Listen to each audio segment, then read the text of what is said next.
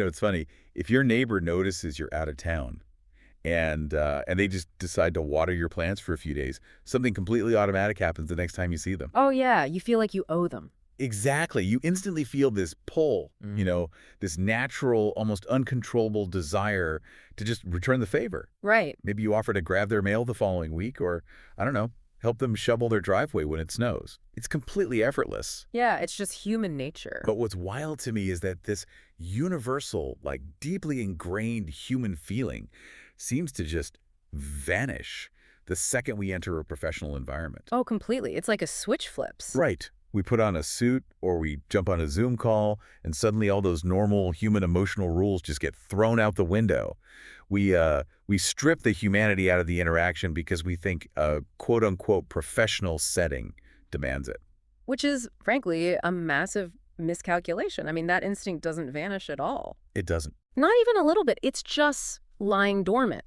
And when we look at the psychology of how people actually build trust, that dormant instinct, what behavioral psychologists call the reciprocity loop, is the hidden force that can completely transform a stalled professional relationship. And I want to jump straight into that feeling of the stalled relationship today.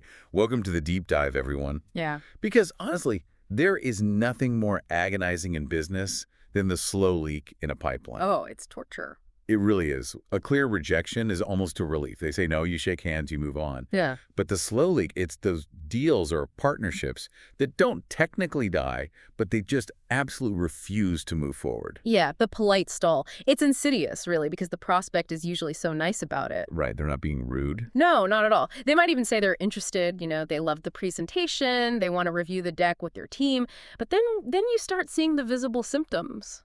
Well, the replies get shorter. For one, a 1-hour response time turns into 3 days.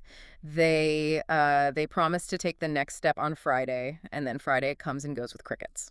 It's the ghosting. Yeah. I mean, we've all been there. But there are also quieter signs, right?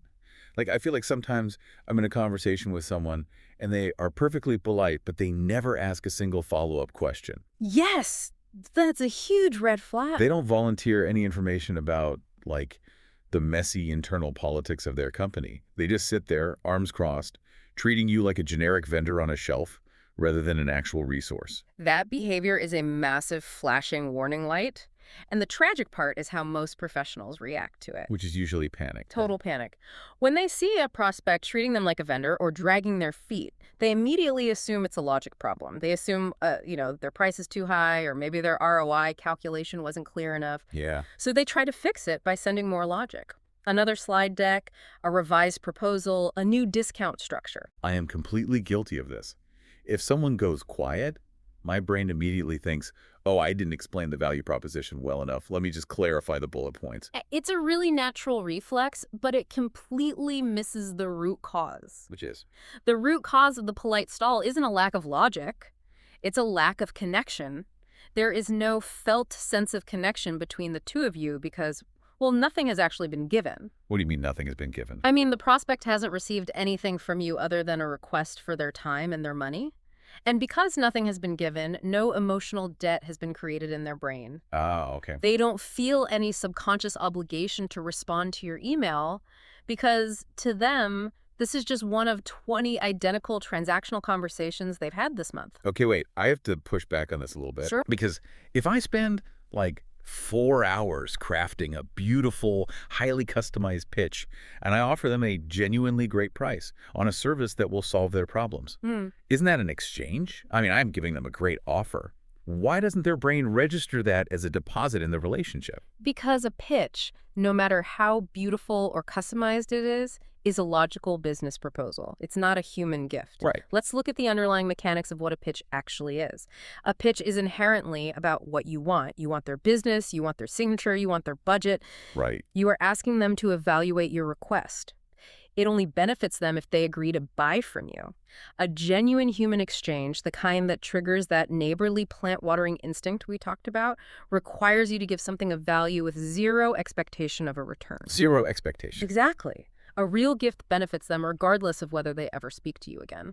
Oh, wow. Okay, that is a brutal but necessary distinction. The pitch is really just a sophisticated way of asking for something. I'm basically knocking on their door holding a catalog, not a watering can. That's a great way to put it, actually. Yes. So how do we actually trigger this instinct? Because obviously we are in business, we do want the contract eventually.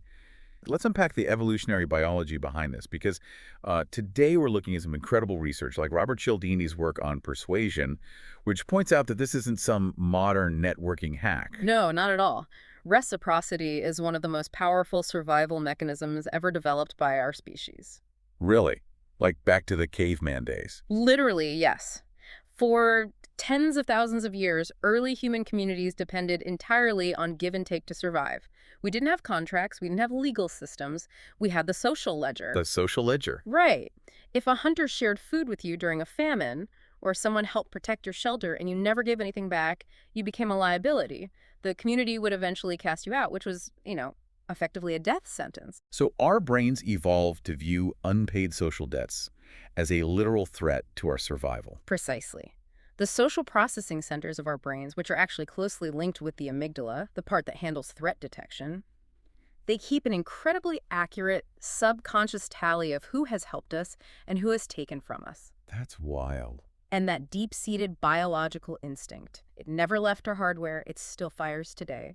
So when you are on a B2B Zoom call and you give value first, maybe it's a sharp insight about their competitor, or a useful template, or just a small piece of unsolicited help their brain quietly registers a psychological debt. It logs it in the ledger. Exactly. It creates an unconscious physical pull to reciprocate.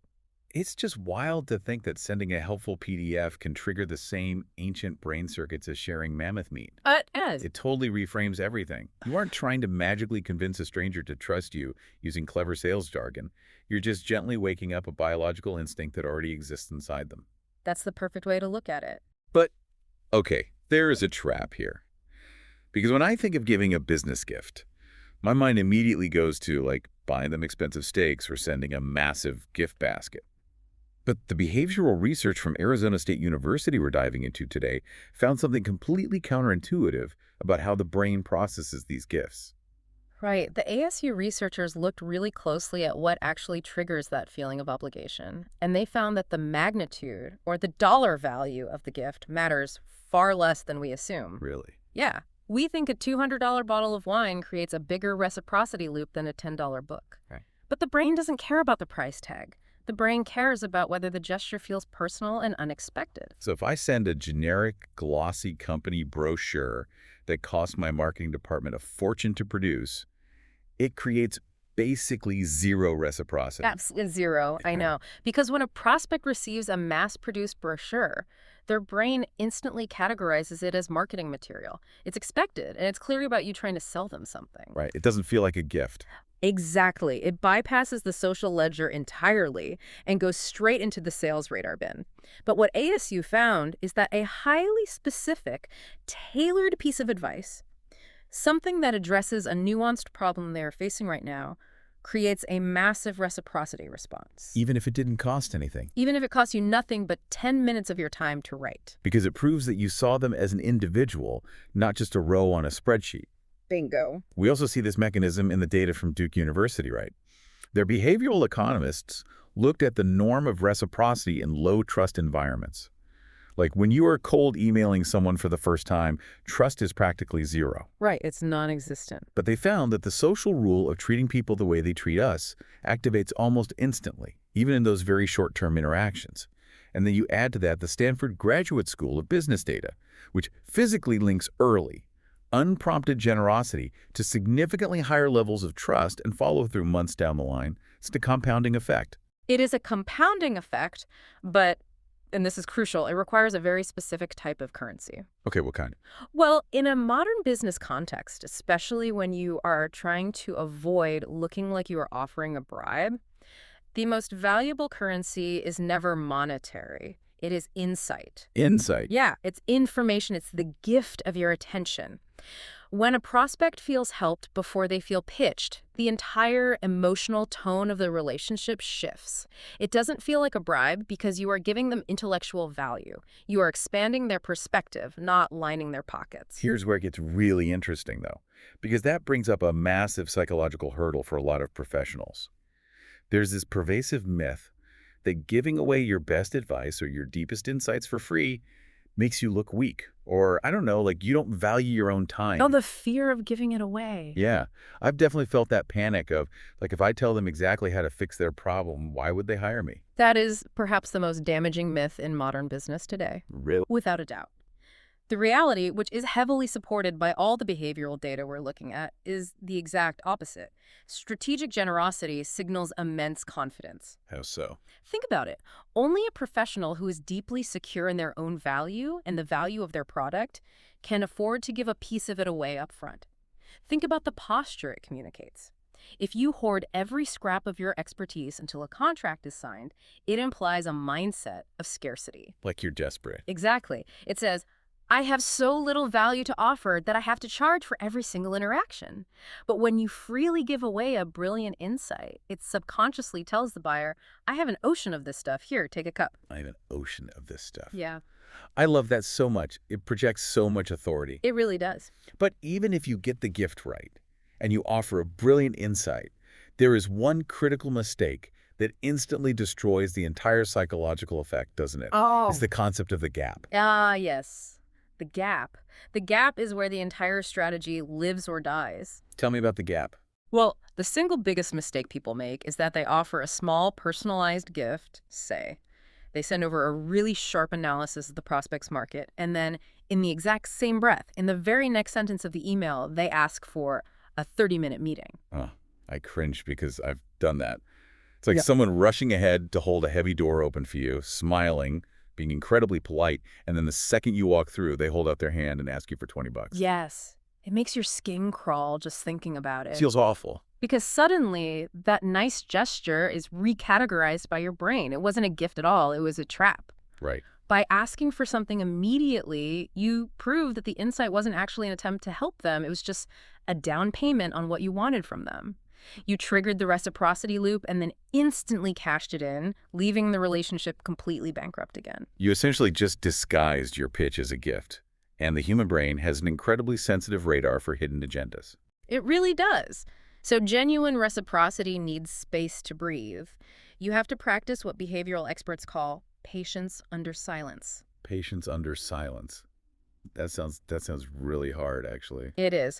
Patience under silence is one of the hardest disciplines to master. You have to give the insight, hit send, and resist the burning urge to ask for anything in return. You have to just let the gift sit there in the silence. That goes against every instinct in business. It's fascinating to observe how different professionals struggle with this depending on their career stage, too. Like entry-level professionals often completely panic at the idea of patience under silence. Because of quotas. Exactly. They have quotas, they are tracking activity metrics, and they fear that giving without asking is just a total waste of time. They optimize for speed over trust, which is why their deals constantly stall. Right. They're forcing it. And then you have the growth stage professionals, like the mid-level reps. They fall into a totally different trap. What do they do? Well, they look at the top performers in their company. You know, the veterans who seem to close deals effortlessly with just a few phone calls. And they try to mimic that aggressive closing style.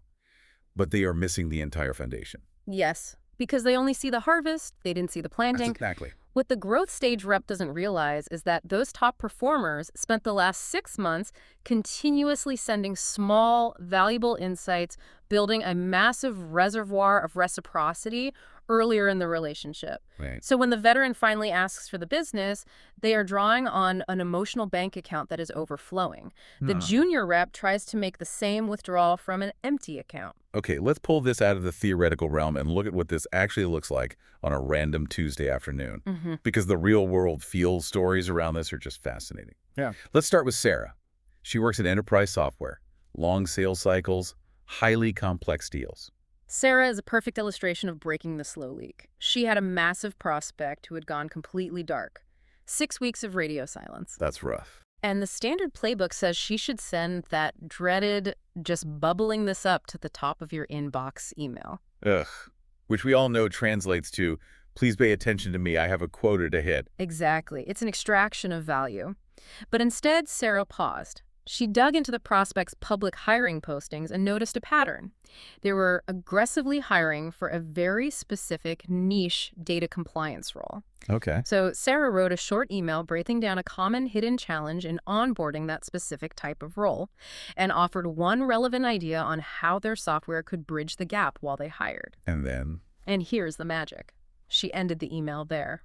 No way. Yes. No, let's jump on a call. No, let me know when you have 15 minutes. Just the insight and silence. And the psychology of the buyer in that moment is incredible to think about. I mean, Yeah. they are expecting a guilt trip for ghosting her. Instead, they get a life raft for a problem they are actively stressing about. Right. The result was that the prospect replied personally in 2 days.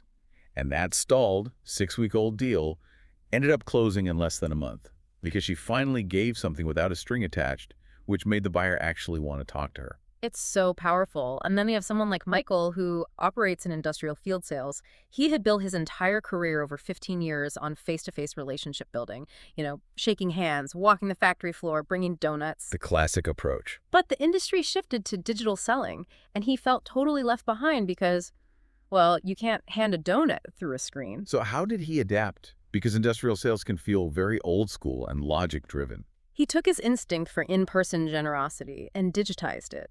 He realized his gift was his ability to spot inefficiencies on a factory floor. Yeah. So he started recording short, 60-second personalized videos. He would look at a target account's public supply chain data or recent press releases, record a quick video addressing a specific bottleneck he noticed, and send it over. And let me guess, no pitch. No pitch attached, just his expert observation. And suddenly, buyers who had been cold for months started replying. And what I find so interesting about his story is that they specifically told him how different his approach felt compared to the rest of their inbox. Because it wasn't a template. Exactly. It was a human being offering a thought. And finally, there's Jennifer. She's a brand new rep, fresh out of training, trying to figure out how to compete with all these veterans. Jennifer created a brilliantly simple system. She made a strict rule for herself. Research one highly specific, obscure detail about the prospect's business before every single call. Just one detail. Yep. And then send one unsolicited, highly relevant piece of value after the call. It could be an article, a podcast episode, or a quick summary of a framework they discussed. And her reply rate soared because she stopped feeling like a salesperson and started feeling like a consultant, like a true resource. It changes the entire dynamic. Now, looking at Sarah, Michael, and Jennifer, the striking pattern to me is that none of these gifts cost a single dime. They didn't need expense accounts. They just needed attention. But I'm curious, does this psychological mechanism hold up equally across the board? What do you mean? Like, does it work exactly the same in a complex, multi-million-dollar B2B enterprise sale as it does in a simpler, faster consumer sale? Well, the underlying psychological mechanism, the way the amygdala and the social processing centers log a favor, that is identical. A human brain is a human brain. Right. However, the application has to scale with the complexity of the deal. In a simple transactional sale, the gift might just be a quick tip or a discount code. But in complex B2B environments, as we saw with Sarah and Michael, the gift usually needs to be heavily insight-driven. Has to have some weight to it. Exactly.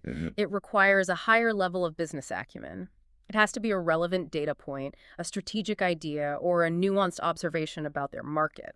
But the fundamental mechanism of give and take, that remains exactly the same. Which is incredibly empowering because it means anyone can learn to do this. It's not an innate charisma you have to be born with. It's a process. Totally. So how do we build this into a daily workflow? Like, if I'm listening to this on my commute right now, thinking about my pack schedule, how do I actually shift my mindset from what can I get from this person today to what can I help them see? It starts with a very deliberate 3-step process. Step 1 happens before you ever open your mouth or type a word. Yep. You research one specific detail about the prospect's current situation that 99% of people wouldn't bother to look up.